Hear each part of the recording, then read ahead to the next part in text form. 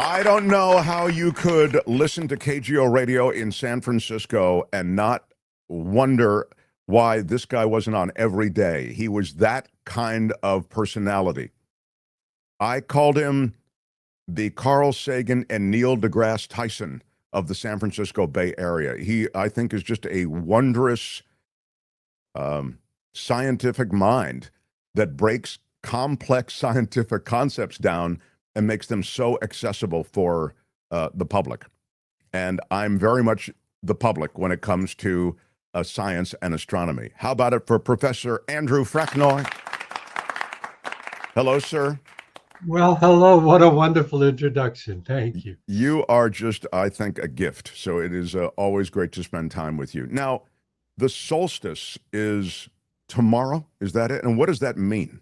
That's right. So tomorrow is the longest day and the shortest night of the year. It's what on the calendar we call the official beginning of summer. And it's the time when the Earth is leaning the greatest amount into the sun. And that's the reason we have seasons, and it's an interesting story, which I hope we'll tell as we go along. Yeah, it's why does the Earth lean? Do all the planets lean? So that's really the thing that we've been able to determine through the space program is that they don't. That leaning is kind of unusual and unexpected. You expect that planets would orbit the sun with their head held high, going, spinning around in the same way that they go around the sun. And many planets do. Venus, it doesn't have a lean. Jupiter doesn't have a lean. Um, so this is something which is unexpected that the Earth has one, and we've been thinking about what might have produced it. And our best understanding now is that the Earth is leaning because it was in a pretty dramatic and, in some sense, dangerous cosmic accident billions of years ago. When the solar system was first forming, there were not only the planets that we know of now, but lots of mini planets flying around, material still trying to find its place in the scheme of the sun's family. And one of these mini planets probably hit the Earth or had an encounter of some kind with the Earth.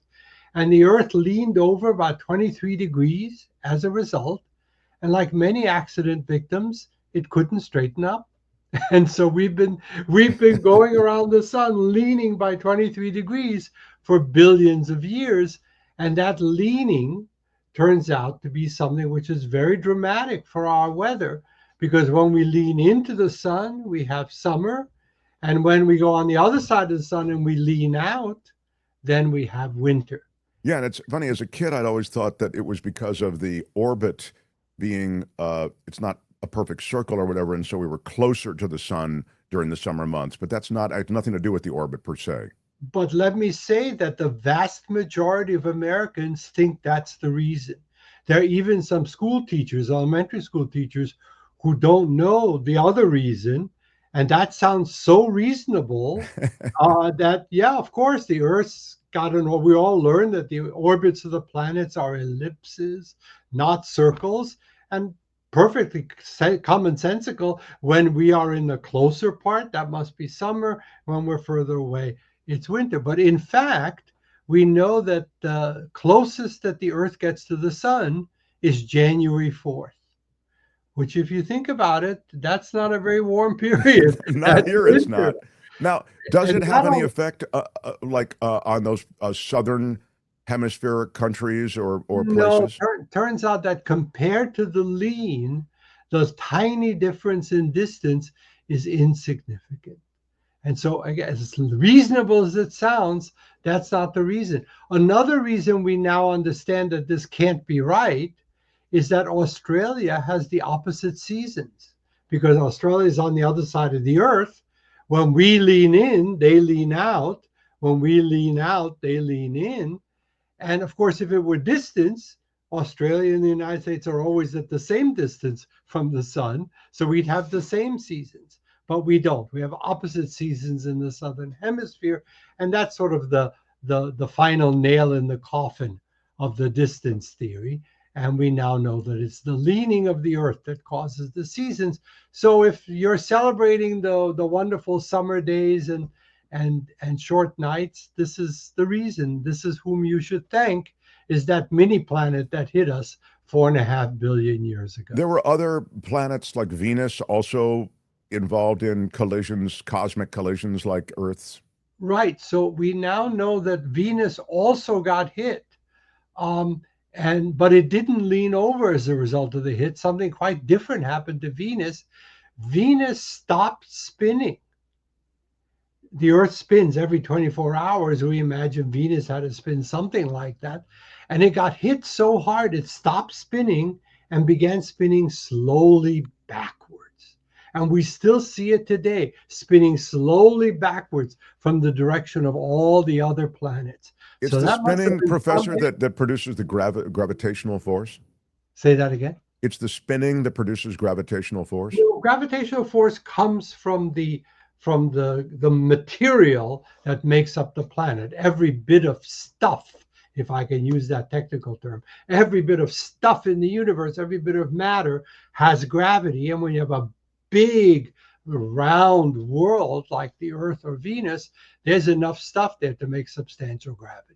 Why do they, in like 2001 A Space Odyssey, spin that space station or whatever? Is there any kind of spinning like that? It creates an artificial gravity? You are on the right track, because you could, by spinning, simulate gravity, give a sense of gravity. We call that artificial gravity, when you make it not by the amount of material that pulls you, but by some other force. And spinning really fast is one way to do that, to press you against the floor.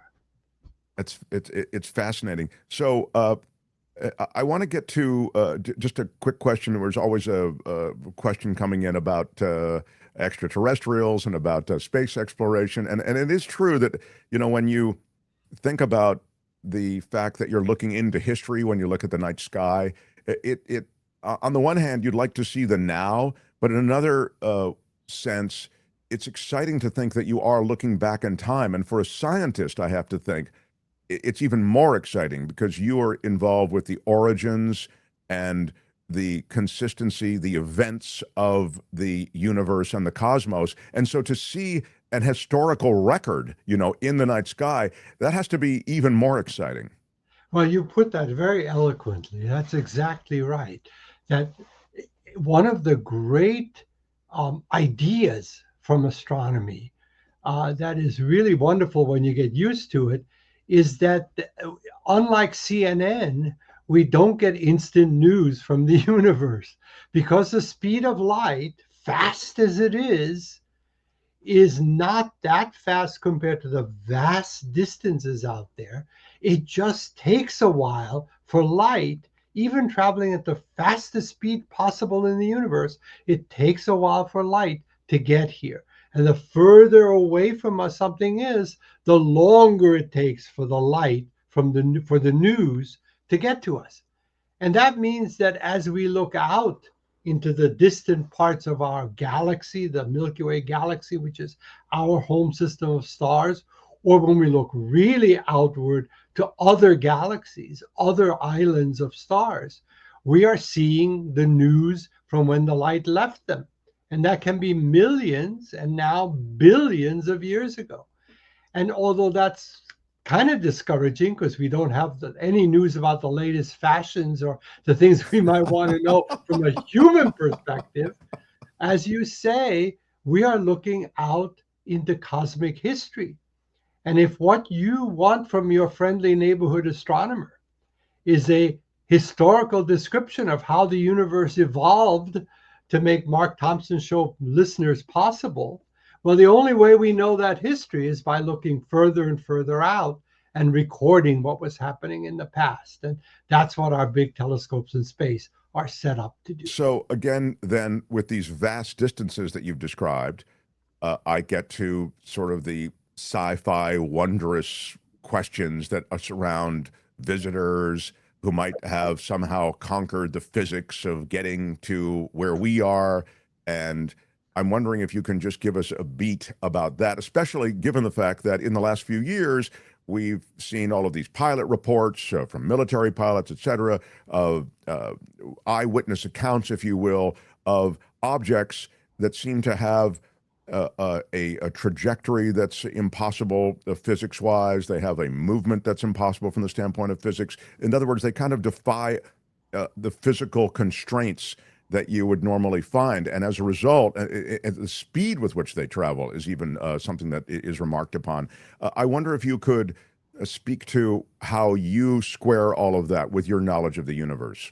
Well, that's a fascinating topic, and I'm glad you've raised it because there's been a lot of confusion in the public mind as a result of those congressional hearings.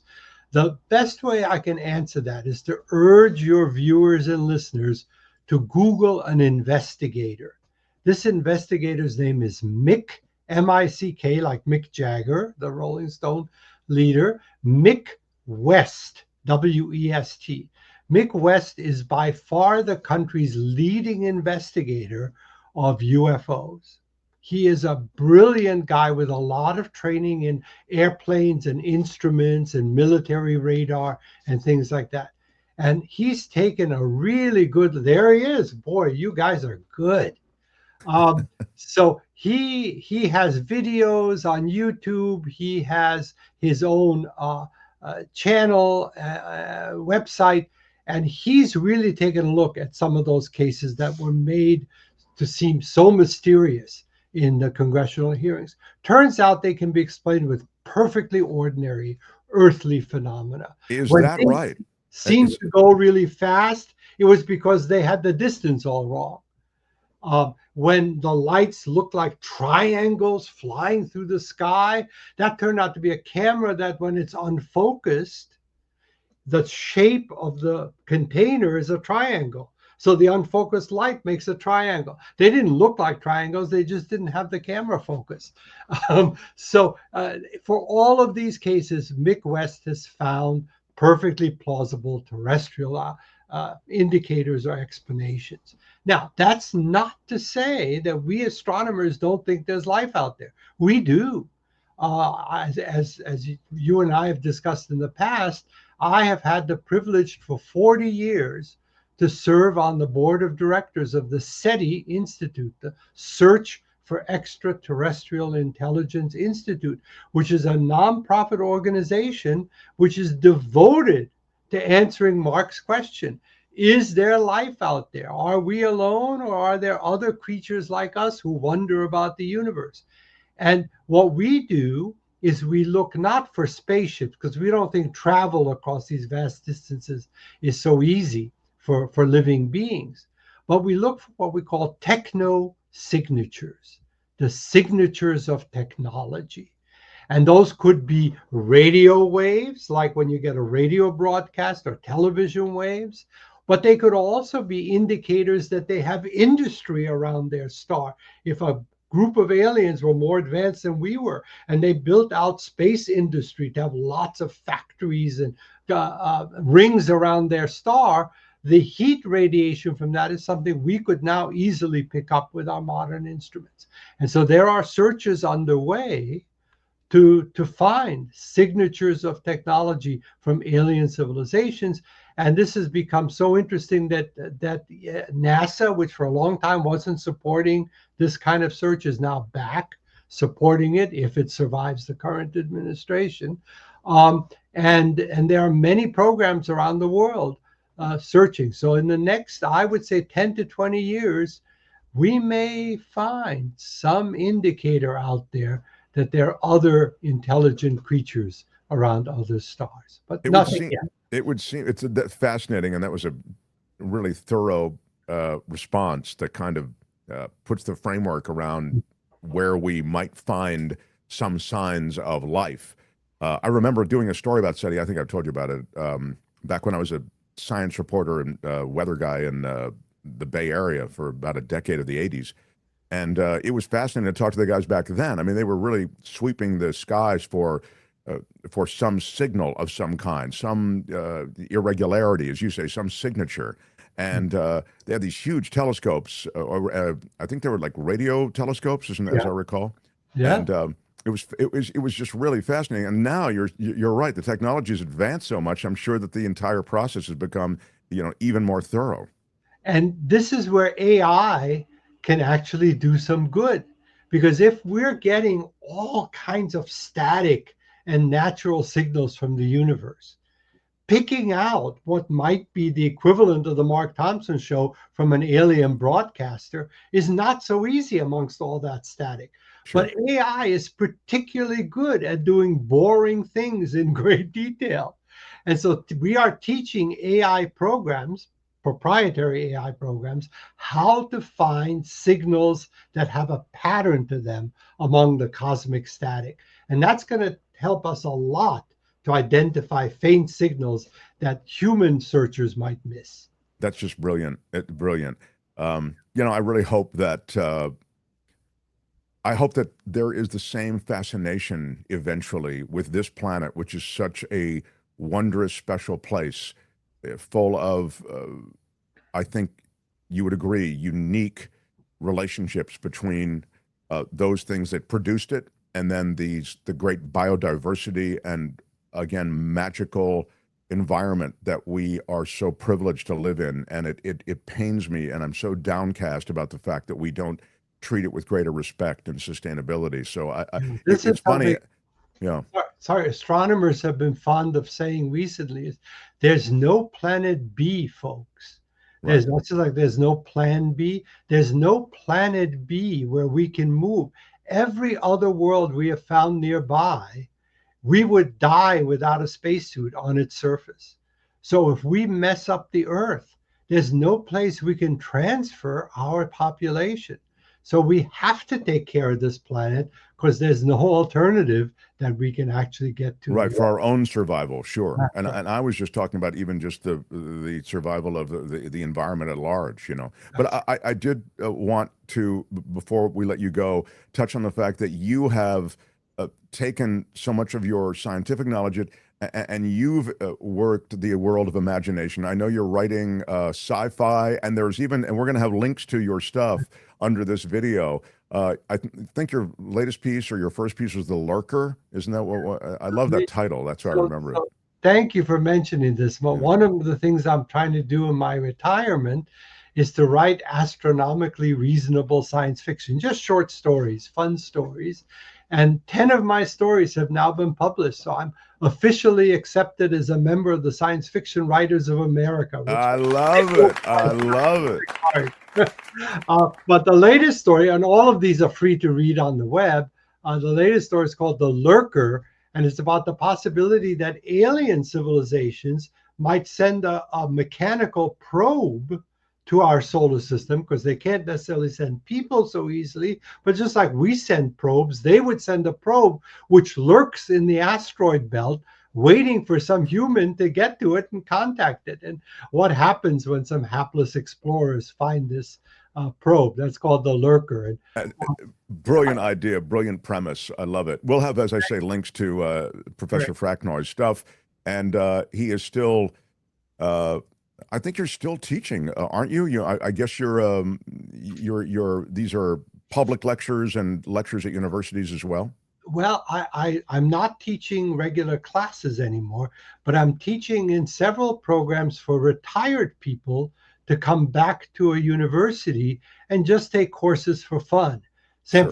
Francisco State has such a program. University of San Francisco has the Fromm Institute where that happens. And now there's a national coalition of universities doing classes for retired people, and they've asked me to teach a national course. So I'm very excited about that. That you deserve that attention, and you're finally getting. I think you're always pretty well recognized, but I love that you'll get national attention, because I just think that you're a treasure, as you know. I again will link to Professor Fracknoy's latest work, his sci-fi stuff, and you can Google him and find him, and perhaps attend one of his lectures, particularly if you're in the Bay Area.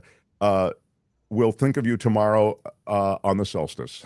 Great. Happy winter solstice. Happy summer solstice, everyone, and enjoy the long daylight. All the best, my friend. Take We'll care. see you soon. Professor Fracknoy, everybody. Hi, it's Mark, and I thought that was great. Hit the notification bell, you'll know whenever there's a new video being dropped, and please subscribe to our channel. to help us save the universe.